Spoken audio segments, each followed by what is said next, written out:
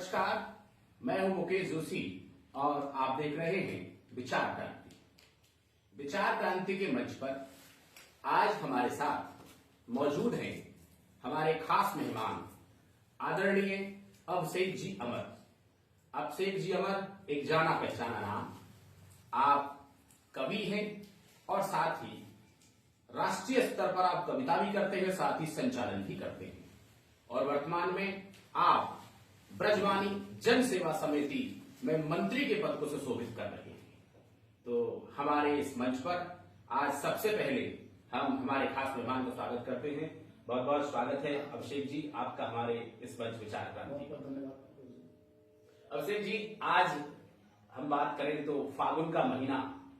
काफी दिन हुए हैं, प्रारंभ हो गया है और फाग की मस्ती जो है, क्योंकि हम ब्रज क्षेत्र से संबंध रखते हैं और यहाँ पर जो फाग की जो मस्ती है वो जैसे ही फागुन का महीना स्टार्ट होता है वो अपने चरम उत्कर्ष पर आ जाती है और सभी लोग ब्रजवासी जितने भी होते हैं वो आनंद में भाववल हो जाते हैं। तो आज की जो हमारी खास चर्चा रहेगी, क्योंकि आप कवि भी हैं, तो आपकी कविताओं के साथ में लेते हुए फागुन की मस्ती, ब्रज की मस्ती और साथ ही साहित्य, धर्म और अध्यात्म सब पर हमारी आज जो है आज की चर्चा होगी। तो सबसे पहले मैं आपसे एक पूछना चाहूंगा, प्रश्न पहला जो हमारा ये है अभिषेक जी, आपने देखा होगा कि वर्तमान में क्या है कि राजस्थान विधानसभा में भी कई बार राजस्थानी जो एक कहे कि साहित्य है या राजस्थानी जो भाषा है वहां के जो लोग हैं उसे संवैधानिक सूची में शामिल करवाना चाहते हैं और एक मान्यता के रूप में लेकर आना चाहते हैं। और अभी रिसेंटली आपने उत्तर प्रदेश की विधानसभा में भी देखा है कि वहां भी अपने बातों को रखने के लिए ब्रज भाषा को माध्यम के रूप में स्वीकार किया गया है कि वहां विधायकगण ब्रज भाषा में भी अपना उद्बोधन दे सकते, अपनी बात को रख सकते हैं। क्योंकि हमारा क्षेत्र भी, अगर हम नगर की बात करें तो ये ब्रज मेवात संगम स्थली है, ब्रज की यहाँ पर भी सुगंध फैली हुई है। तो हमारे यहाँ पर ब्रज भाषा को आप देखा जाए तो संविधान के रूप में भी और यहाँ विधानसभा में भी उपेक्षित तौर पर देखा गया है, वहां इस तरह का कोई प्रयास शुरू नहीं किया गया है। तो मैं आपसे कहना चाहूंगा कि क्या आप ब्रज भाषा को उपेक्षा के तौर पर देखते हैं, क्या कहना चाहेंगे इस विषय पर आप? देखिए, ये जो ब्रज भाषा के प्रति जो उपेक्षा का भाव है जी, ये निश्चित रूप से युवा वर्ग के लिए बहुत घातक है जी। जैसे कि हम देख रहे हैं, जैसे आरपीएससी की परीक्षा होती है तो उनमें जो सिलेबस में राजस्थानी बोली और भाषा का परिचय आ रहा है जी, और उसके बारे में अब उधर जो राजस्थानी का जो परिचय है, बोली है और यह राजस्थानी भाषा के जो शब्दों को जो पूछा जा रहा है आरपीएससी में, तो वो राजस्थान, पश्चिमी राजस्थान के बच्चों के लिए तो वो लाभकारी है और उनके लिए तो मतलब बिना पढ़े भी वो उनको करने में सक्षम है। लेकिन चूंकि वो हमारी भाषा के शब्द नहीं है, क्योंकि ये एक क्षेत्र जो राजस्थान का जो ब्रज क्षेत्र है, अब वो ब्रज क्षेत्र तो पश्चिमी राजस्थान की सभी भाषाओं से, चाहे वो हाड़ होती है, मेवाड़ी, मारवाड़ी, कोई सी भी है, तो उससे वो परिचित नहीं है, तो उसके लिए वो फायदेमंद नहीं रहेगी ये अभ्यर्थियों के लिए। और इसका कारण ये है कि इसके ब्रज भाषा के प्रति उपेक्षा का भाव है जो नहीं होना चाहिए। यूं नहीं होना चाहिए क्योंकि सबसे पहली बात तो यदि हम भावुक हृदय से, मैं कवि हूँ और यदि कहूँ तो एरी ब्रज भाषा कुछ दूसरी ना भाषा को वाणी के विधाता को तेने बोले को सिखाया है, जिसको भगवान श्री कृष्ण ने स्वयं बोला हो, उस भाषा के प्रति अपेक्षा का भाव, उस भाषा के प्रति अपेक्षा का भाव जिसको विद्यापति से लेके और पूरा भक्ति काल और पूरा रीति काल और आधुनिक काल में भी यदि गिरधर दास जी के पुत्र भारतेंदु बाबू हरिश्चंद्र तक हम लाएं और उससे भी आज भी यदि हम धरातल पर उतर कर देखें तो ब्रज भाषा में लेखन और साहित्य और कविता आज भी अनवरत जारी है, जो आपको पता है। और सबसे बड़ी बात यह है कि ब्रज भाषा जिसको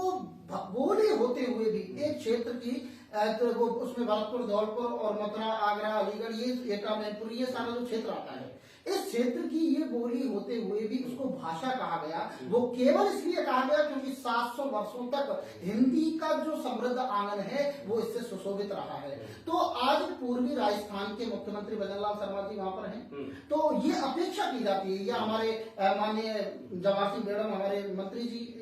इस समय हैं और इस क्षेत्र से ही हैं और भाषा के प्रति भी बहुत जानकार हैं, साहित्य के प्रति भी जानकार हैं। तो इनके रहते हुए मैं ये अपेक्षा करता हूं कि ब्रज भाषा, पहली बात तो राजस्थान ब्रजभाषा अकादमी का अब जो गठन है वो अभी बहुत देरी है, ये भी होना चाहिए। दूसरा, ब्रज भाषा के प्रति जो और ब्रज भाषा को एक संवैधानिक दर्जा दिया जाना चाहिए, और आरपीएससी में जैसे पश्चिमी राजस्थान की राजस्थानी बोलियों के जो प्रश्न पूछे जाते हैं, ऐसे ब्रजभाषा से यदि प्रश्न पूछे जाएं तो ये हमारे लिए और भी सौभाग्य की बात होगी, और पश्चिमी राजस्थान के बच्चों को भी एक भाषा का ज्ञान मिलेगा। जब भी हम ब्रज भाषा की बात करें, ब्रज भाषा को जब भी कोई व्यक्ति बोलता है तो कई बार ऐसा लगता है, जब भी हम ब्रज भाषा सुनते हैं, हमारे कानों में जब भी ब्रज भाषा के शब्द सुनाई पड़ते हैं तो बड़ा ही माधुर्य है, बड़ा ही प्रेम झलकता है, एक अपनत्व का जो भाव है। वैसे तो प्रत्येक भाषा में ही जो भाषा के जानकार हैं उनको अपनत्व का भाव दिखाई देता है, लेकिन ब्रज का एक माधुर्य अलग है। बिल्कुल बिल्कुल मुकेश जी, ब्रज की जो भाषा है, जहाँ राधा और कृष्ण के प्रेम को, श्रृंगार को पूरा विश्व धरोहर मानता है। ये बड़ी बात कह रहे हैं, ये बहुत बड़ी बात कह रहे हैं। ये जो धरोहर मानता हो, और मैंने तो उसमें कहा भी है कि रुक्मणी के पास साहूकार का गुमान है तो राधिका के पास एक चोर की चिरौरी है। रुक्मणी के पास पति कृष्ण की निकटता तो राधिका के पास पति होते हुए दूरी है, किंतु इतिहास के गवाक्ष ने बताया भेद, एक न्याय दृष्टि जिसे जानना जरूरी है कि कृष्ण बिना राधिका की साधना अधूरी नहीं, राधा बिना कृष्ण की उपासना। तो जहाँ राधा और कृष्ण के प्रेम और श्रृंगार को पूरे विश्व जो प्रेम का धरोहर मानता हूँ, when two pure heart meet that for true love, जब दो सच्चे हृदयों का मिलन होता है तो सच्चा प्रेम होता है। लव एट फर्स्ट साइट, चाहे वो अंग्रेजी साहित्य की हो, चाहे वो हिंदी साहित्य की हो, चाहे संस्कृत, उर्दू, अरबी, फारसी किसी भी साहित्य की हो, यदि प्रेम की परिभाषा को दिया जाएगा तो कृष्ण को याद किया जाएगा, राधा को याद किया जाएगा, और ब्रज भाषा को याद किया जाएगा, सूरदास को पढ़ा जाएगा, रसखान को पढ़ा जाएगा, या लपियर कामरिया पर रास तिहु पर आठों सिद्ध नवों नित्य कौशल नंद की गाय चराई सारो, रसखान करो इन आखिर सौ ब्रज के बनवाल तड़ाग निहारो, कोटि के एक अलद्योत के धाम करील के कुंजन ऊपर वारो। तो ये जो संगीत है, ये जो ब्रज भाषा में जो अपने आप जो स्वतः जो ध्वन्यात्मकता है, स्वतः स्फूर्त जो अभिव्यंजना है, वो किसी अन्य भाषा में हो ही नहीं सकती,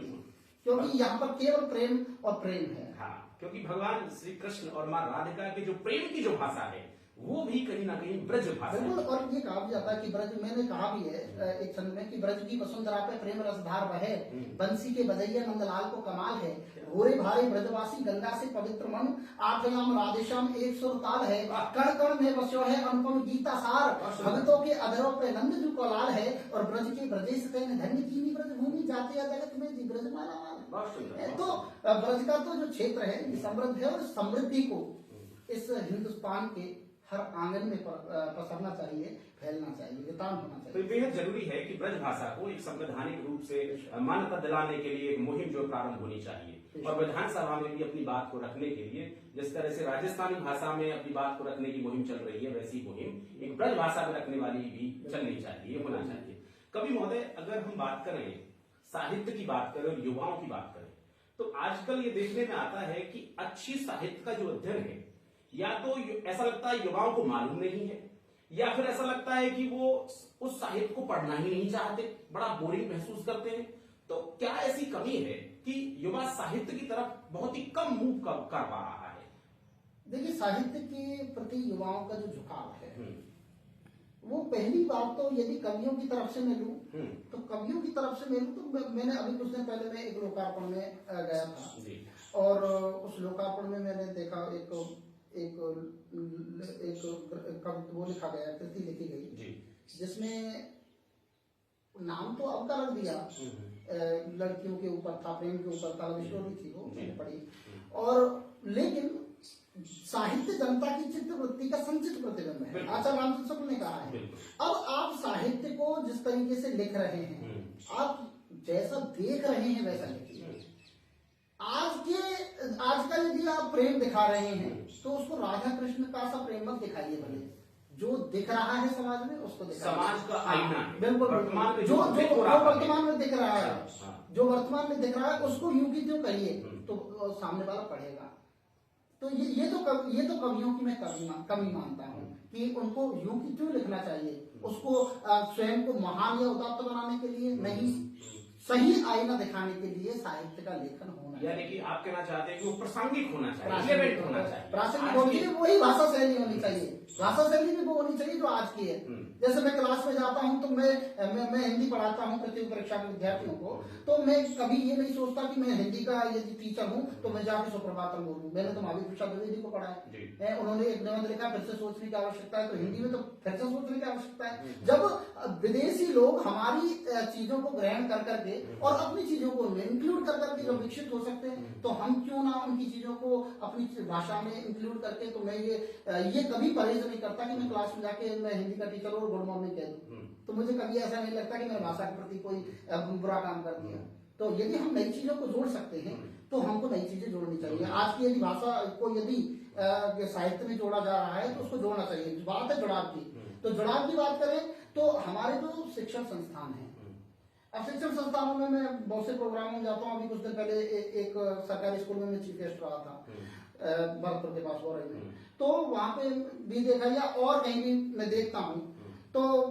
अधिकांश बच्चों को जो शैक्षणिक जो गतिविधियां जो होती हैं, आप जानते हैं बीएड में आती हैं सारी चीजें एक शिक्षक के लिए, तो जो शैक्षणिक गतिविधियां होती हैं उनमें बच्चों को भाषण सिखाइए। अब वो भाषण सीखेगा तो वो साहित्य से जुड़ेगा, चाहे किसी भी भाषा के साहित्य से जुड़ेगा। आप उनसे वाद विवाद करवाइए, वाद विवाद प्रतियोगिताएं होती हैं, भाषण प्रतियोगिताएं होती हैं, कविता प्रतियोगिताएं होती हैं, तो मैं देखता हूँ केवल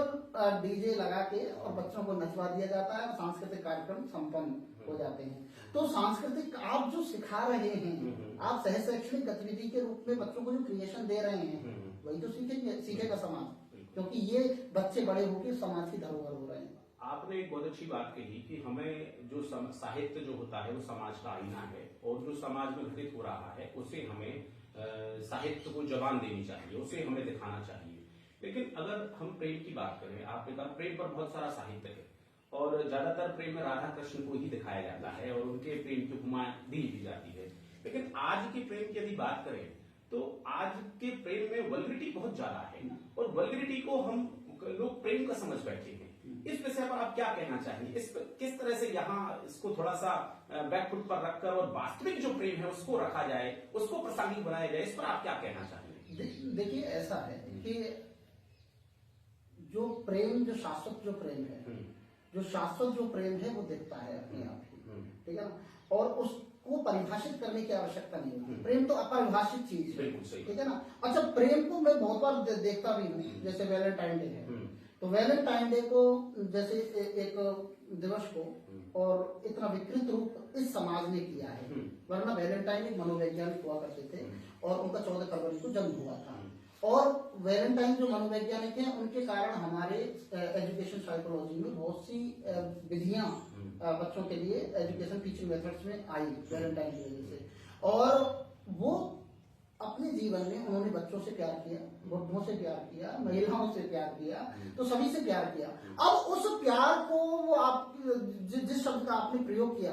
तो आप उस प्यार को आज इस विकृति पर पहुंचा दिया कि केवल हम ये समझते हैं कि एक लड़का और लड़की का जो प्रेम है वही वैलेंटाइन दैहिक आकर्षण जो है, मात्र दैहिक आकर्षण, उसमें भी दैहिक आकर्षण ही है केवल, और केवल उसको हमने प्रेम मान लिया। अच्छा, सब जगह वो होता भी नहीं है लागू, बहुत सी जगह वो पवित्र भी है, ऐसा नहीं है। लेकिन ये है कि लोग सेलिब्रेशन में जुड़ जाते हैं, लेकिन उनका जो मेन चीज है कि उसका मंतव्य क्या है,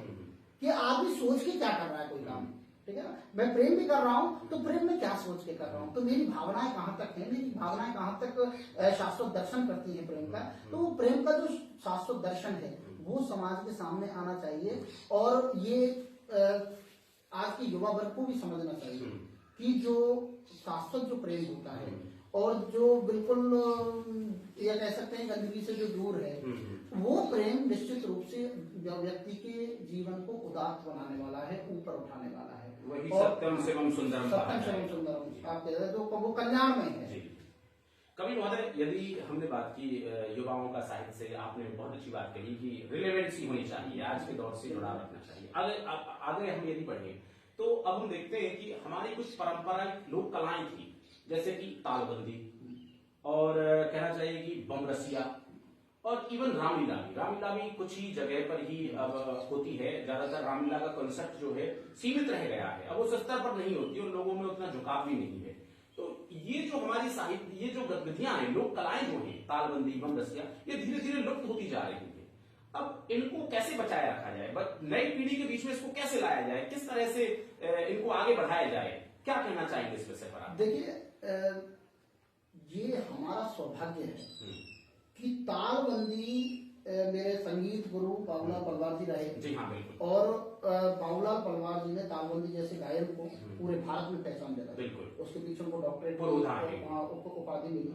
और ऐसी तालबंदी जो हमारे नगर क्षेत्र की पहचान पूरे भारतवर्ष में करती है, वो और चाहे रामलीला हो और जो बम रसिया नृत्य है, तो भरतपुर का क्या नाम है,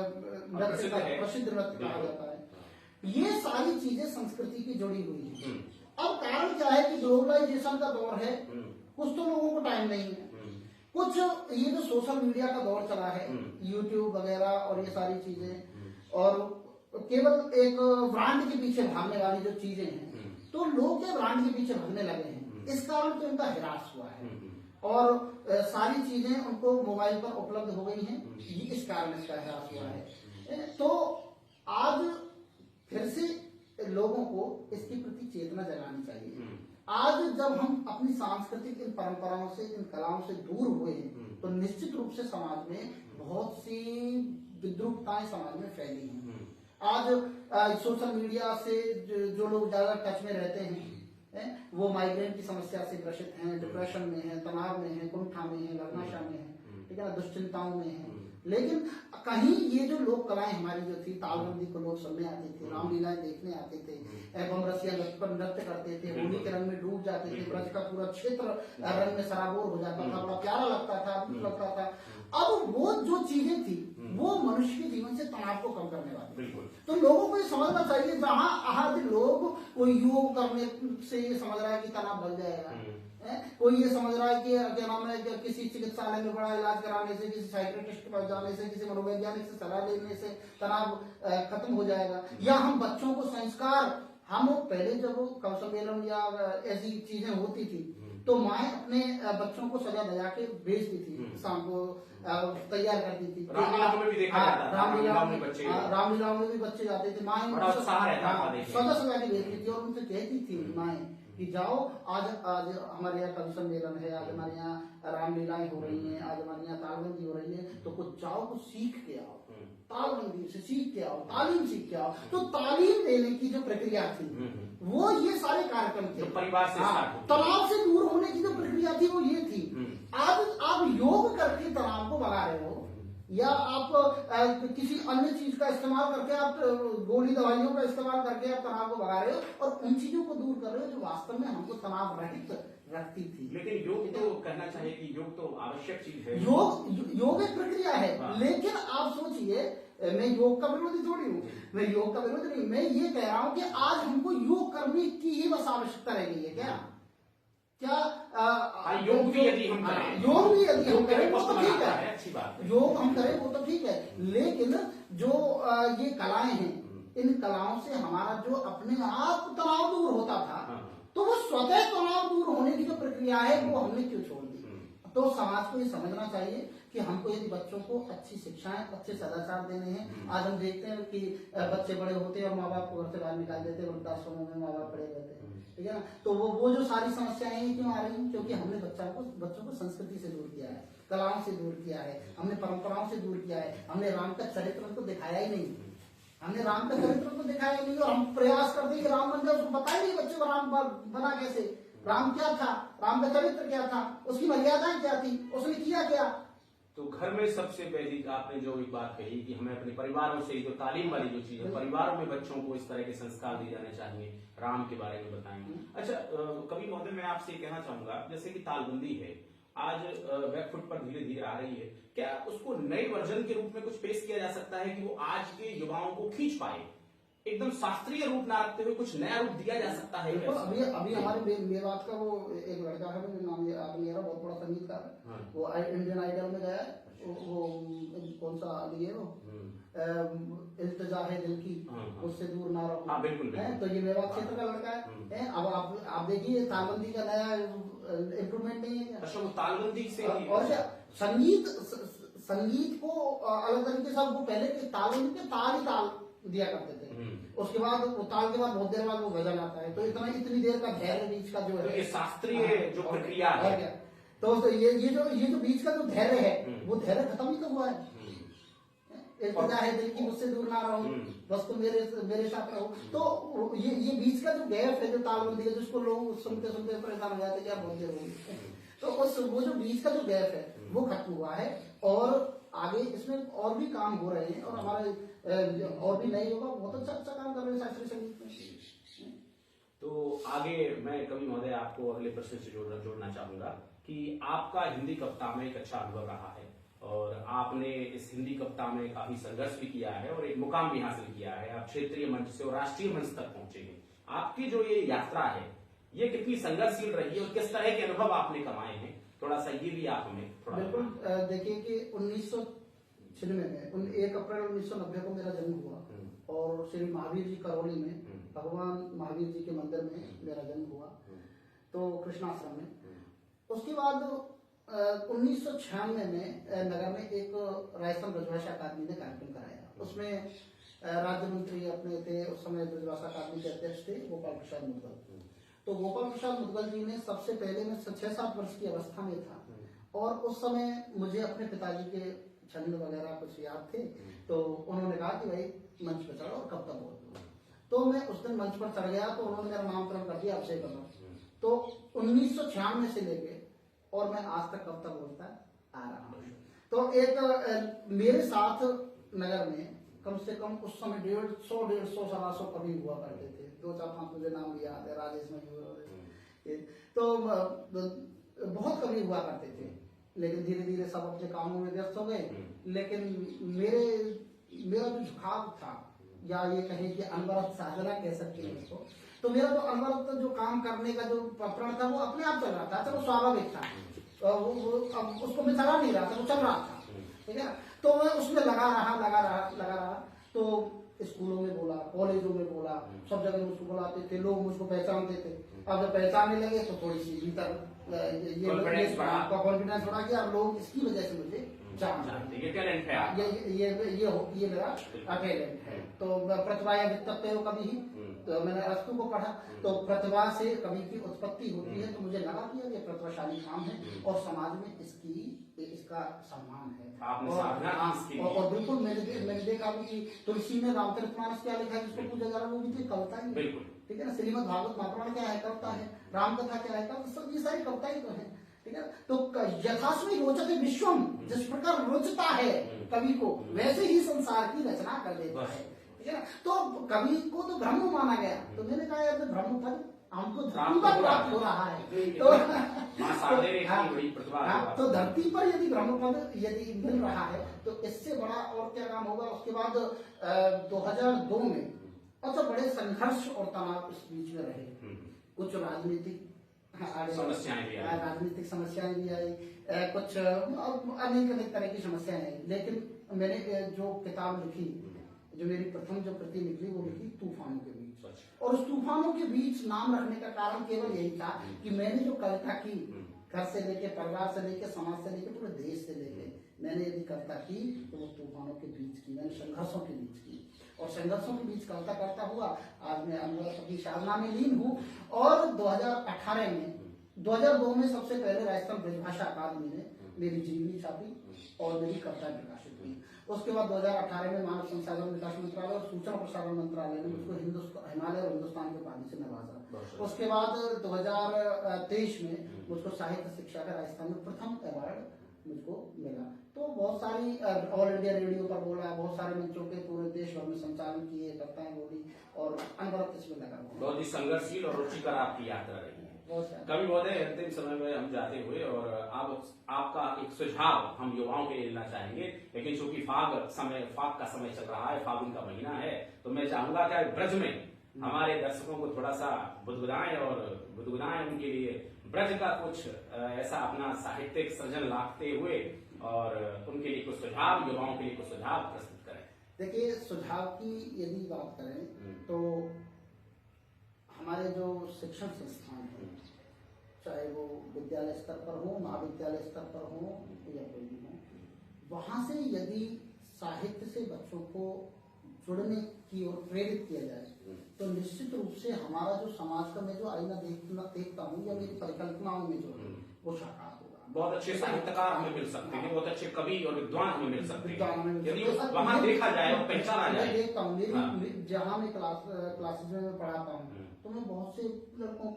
के और लड़कियों की भीतर एक छटपटाहट देखता हूँ, बहुत से बच्चों की, चाहे वो 10 में से एक बच्चा हो, चाहे वो 50 में से एक बच्चा हो, लेकिन उसके अंदर साहित्य की पकड़ और साहित्य के प्रति छटपटाहट है। और बहुत से बच्चे लेखन करने लगे हैं और वो उसको सुनाते हैं और शुरू में सुनाने में शर्माते हैं कि सर हमने ये गजल लिखी है, सब देखना, तो फिर वो शर्मा जाते हैं, अरे मैं भी बता तो सही, तो 3 दिन से कह रहा है गजल दिल्ली की बताई तो लेकिन वो कहने में शर्माते हैं। लेकिन आखिर करके मैं जब उसको लगाता हूँ तो देखता हूँ कि बच्चों के अंदर क्रिएटिविटी है, लेकिन उस क्रिएटिविटी को निकालने का काम हमारे शिक्षण संस्थान नहीं कर पा रहे, जो होना चाहिए, क्योंकि एक बस केवल अंधी दौड़ लगी हुई है, इंग्लिश मीडियम वगैरह ये सारी चीजें लगी हुई है, तो केवल शिक्षा को मतलब इतना बोझिल बनाने पर लगे हुए हैं, जो कि शिक्षा बोझिल उसको क्रिएटिव बनाना चाहिए, सृजनात्मक बनाना चाहिए, जिससे कि बच्चों के अंदर आत्मविश्वास पैदा हो, कोटा की तरह बच्चे आत्महत्या ना करें। ये बड़ी एक चिंता का विषय। हाँ, सीकर की तरह आत्महत्या ना करें बच्चे की, जीवन की असफलताएं दिखानी चाहिए कि यदि बच्चों को जीवन के 3 क्षण होते हैं, उपहास, संघर्ष और सफलता। कोई भी काम आप प्रारंभ करेंगे तो सबसे पहले उपहास होगा, लोग हंसी उड़ाएंगे कि देखो ये काम कर रहा है, ठीक है ना। उसके बाद आपको आपकी संघर्ष की शुरुआत होती है, तो आप संघर्ष कर रहे हैं, और जो व्यक्ति संघर्ष करता है निश्चित रूप से एक दिन उसकी सफलता। तो इस चीज को बच्चों तक पहुंचाना चाहिए कि आप यदि इन उपहास और संघर्षों के बीच का जो मैटर है इसको यदि आप समझ जाएंगे तो सफलता मिलेगी। न केवल साहित्य में, मैं केवल इस चीज का पक्षपाती नहीं हूँ कि मैं साहित्य में बढ़ोतरी हूँ, मैं चाहता हूँ विज्ञान में भी बढ़ोतरी हूँ, ओवरऑल सब जगह। क्योंकि मैं तो 12th तक तो मैं खुद स्वयं साइंस का विद्यार्थी रहा हूँ, रसायन विज्ञान का मैं बहुत अच्छा विद्यार्थी रहा हूँ, तो साइंस की तरह मैंने हिंदी को पढ़ा, क्योंकि मैं साइंस का विद्यार्थी रहा हूँ, तो मैंने साइंस की तरह हिंदी को पढ़ा, तो उसमें हिंदी की तरह उसमें काम किया जैसे साइंस में काम करते, तो मैं एक्सपेरिमेंट की तरह हिंदी को देखता हूँ। भाषा मनुष्य की चेतना की संवाहक और सहगामी होती है, और यदि आधुनिक व्यक्ति की चेतना का अपेक्षित विकास भाषा कर सके, यही उसकी मूलभूत चुनौती है। तो ये सारी चीजें, और हिंदी तो ऐसी भाषा है कि चेहरे मायूस ना हो, होठों की मुस्कान जिंदी हो, भारती के सलोने भाल पे कुमकुम की बिंदी हो, जिसने आवाज को परवाज दी थी दौरे गर्दिश में वो जिंदा हिंद, हिंदुस्तान की भाषा भी हिंदी हो। तो हिंदी तो एक आंदोलन है जो हर व्यक्ति के, हिंदुस्तान के, तो जहां भी हिंदुस्तान का व्यक्ति यदि किसी विदेश में भी रहता है तो हिंदी का दीपक उसके अंदर जलना चाहिए। अब आप देखते हैं सऊदी अरब में भी विराट अखिल भारतीय कवि सम्मेलन में मुशायरे हुए और हिंदी को बहुत बड़ा सम्मान है, तो हम अपनी भाषा से क्यों परहेज करें, हिंदी को बढ़ाएं। और चूंकि आपने ब्रज भाषा के थोड़े तो बिल्कुल मैं आपके थोड़े मनोरंजन का जरूर ध्यान रखूंगा, तो एक तो मुक्त सुना देता हूँ, चूंकि होली का महीना चल रहा है। स्वागत है कि आई थी एक लड़की ऐसा जाल कर गई, कि आई थी एक लड़की ऐसा जाल कर गई, और चुपचाप में खड़ा था वो कमाल कर गई, चुपचाप में खड़ा था वो कमाल कर गई, सूरत बना के भोली बड़े इत्मीनान से, सूरत बना के भोली बड़े इत्मीनान से, होली में सिहा के मेरा मुंह लाल कर गई, होली में सिहा के मेरा मुंह लाल कर गई। और इतना प्रेम होता है, तो मुझे तो एक शेर याद आता है कि सांचे में हमने और के ढलने नहीं दिया, दिल मोम का था फिर भी पिघलने नहीं दिया, और चेहरे को आज तक भी तेरा इंतजार है, हमने गुलाल और को मलने नहीं दिया। तो होली का तो जो त्योहार है बड़ा प्यार प्रेम का, और जिसमें ब्रज की बात करें तो बड़ा आनंददायक है, क्योंकि क्योंकि ब्रज में तो देखो ऐसी ऐसी लीलाएं हुई है। गोपी चली ताजा लेके, कि गोपी चली ताजा लेके माखन डगरिया में, श्याम ने डगरिया में कांकरिया मारे और ऋषिया के खिसिया के बतियां बनाने लगी, झूझर में अपनी ही चुनरिया फाड़ गई, कि कंत सो कहूंगी निकारे गो मरूर तेरी, पहले फटकारी गोरी पाछे पुचकार गई, और लीला की रचैया ने अनेक न्यारी लीला रची, ब्रज की वसुंधरा तो प्यार में ही तार गई, लीला के रचैया ने अनेक न्यारी लीला रची, ब्रज की वसुंधरा तो प्यार में ही तार गई, कि कुंजों कछारन में करत केलोल कृष्ण, कारी कामरी वारे कुनेन सोनेहार में, और सुन ले कुवास की सुरीली सी बसुरिया को, मेरे दो कानन के पट खोल डारू में, कि इंद्र को गर्भ कर दीनो चूर चूर जाने, ऐसे ब्रजराज की तो आरती उतारू में, और कहलो बखान करूं ब्रज की वसुंधरा को, एरी ब्रज भूमि तो तन मन वारू में, ब्रज की वसुंधरा पे। और कि रोक के उसास एक बार गोपियों ने और कृष्ण को पकड़ लिया, कन्हैया को पकड़ लिया। अब कन्हैया तो बड़ा नाटकबाज था। अब कन्हैया ने जब पकड़ लिया गोपियों ने कि भाई तेरे माखन के चुरा प्राण के चुरा, मैं बताऊं तू क्या चुरा, तो उसने कि रोक के उसास हरि आँखिन नटेर गयो,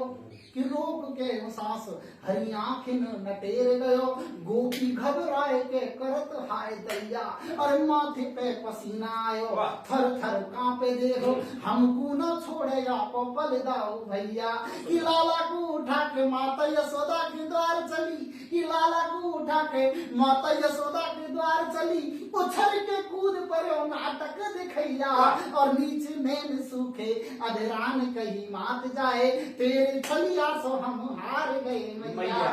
और एक श्रृंगार का सुना देता हूँ इसमें, कृष्ण का श्रृंगार, की प्रेम रस झरना,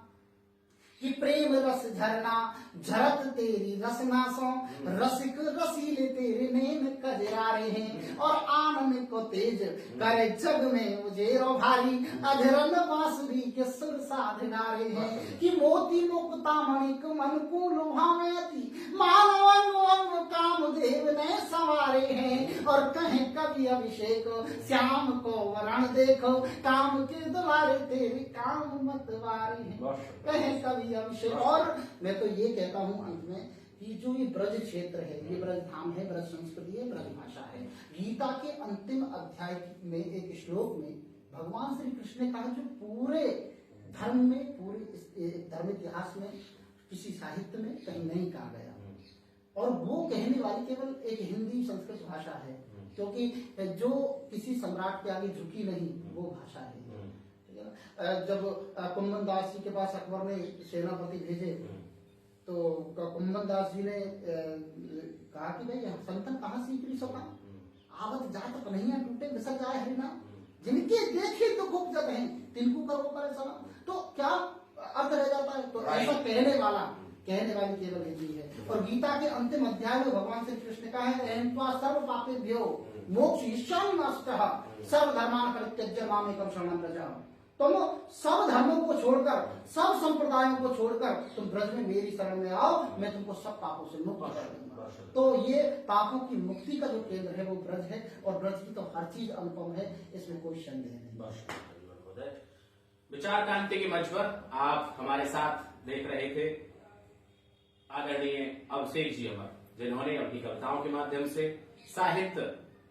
के साथ किस तरह से युवा पीढ़ी को जोड़ा जाए, और धर्म, अध्यात्म, पारंपरिक लोक कलाओं को किस तरह से संगीत के साथ, शास्त्रीय संगीत के साथ जोड़ते हुए जीवंत किया जाए, इस सब विषय पर आप चर्चा सुन रहे थे। ऐसी ही अन्य सार्वजनिक चर्चाओं के साथ हम पुनः आपके समक्ष उपस्थित होंगे। तब तक के लिए नमस्कार, धन्यवाद।